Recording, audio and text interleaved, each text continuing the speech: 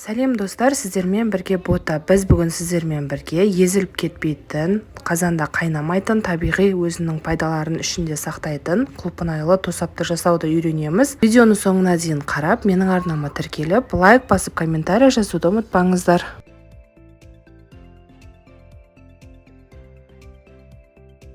Алдын ала жуып, тазалап алған құлпынайларымызды ыдысымызға саламыз. Оның үстінен қантымызды сеуіп шығамыз. Достар, қанша килограмм құлпынай қосасыздар, сонша килограмм қант қосу керек болады.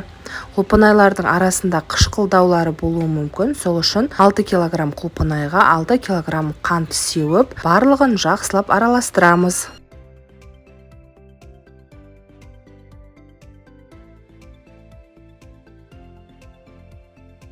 Қантын араластырып алған құлпынайларымыздың бетіне тағы да кішкене шекер себелеп, бетін қақпақпен жауып, 7 немесе 8 сағатқа алып қоямыз. Құлпынайларымыздың үстіне су құйылмайды, өзінің согы шығу үшін. Құлпынайымыз дайын болатын кезде алдын ала жуып тазалап алған банкілерімізді қайнап тұрған ыстық буда 20 минут бойы булап алатын боламыз.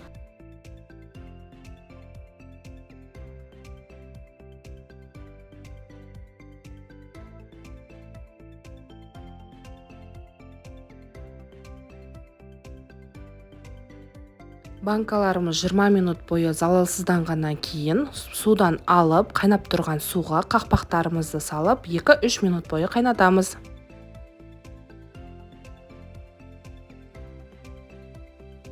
Біздің ыдыстарымыз дайын болып тұр. Енді дайын ыдыстарымызға 7-8 сағат бойы қантта тұрған, өзінің согы шыққан құлпынайларымызды құйып шығатын боламыз. Түбінде қантақ араласпай қалуы мүмкін, осылай араластырып ертіп жібересіздер. Және де банкаға ең бірінші қоюын осы видеодағыдай етіп теріп салып аласыздар. Банкаларымыздың барлығын толтырып болғаннан кейін құлпынайдың өзінің согын осылай өлшеп, банканың толық беті жабылғанша құйып шығыңыздар.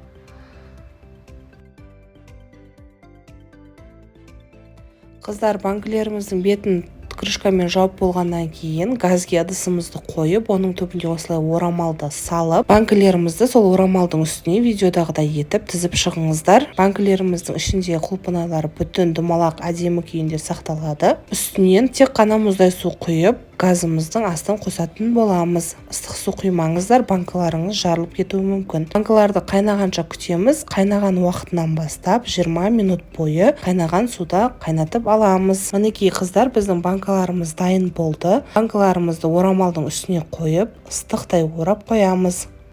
Қыздар, осы рецепт бойынша жасап көріңіздер. Құлпынайларыңыз езілмейді, ішіндегі пайдасы, құрамы сақталады. Сіздермен бірге болған бота, менің арнама тіркеліп, комментарий жазуды ұмытпаңыздар.